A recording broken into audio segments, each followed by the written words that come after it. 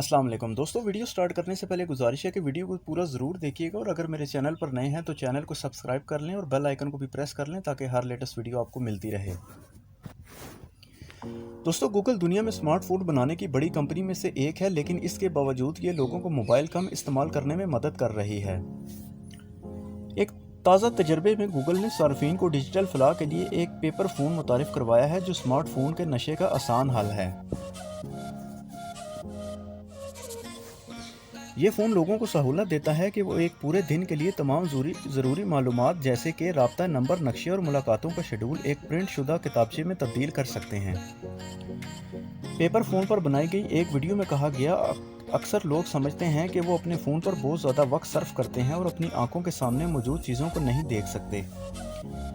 हमारे फ़ोन का इस्तेमाल कम करना बहुत मुश्किल हो चुका है क्योंकि हम इन पर बहुत ज़्यादा इंतज़ार करते हैं। हमने डिजिटल डिटॉक्स का आसान हल निकाला है। आपको सिर्फ वो अहम मालूमात चुनी होगी जो आप इस ऐप को प्रिंट करके अपने फ़ोन पर तब्दील कर सकते हैं।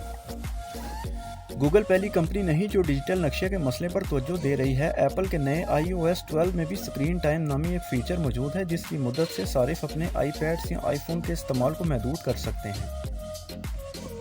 गूगल ने एंड्रॉयड में ये फ़ीचर शामिल किया है। एंड्रॉयड के लिए quality time monitor phone apps पर सिर्फ किए जाने का टाइम हिसाब लगाती है और इस्तेमाल कम करने पर इनामात भी देती है।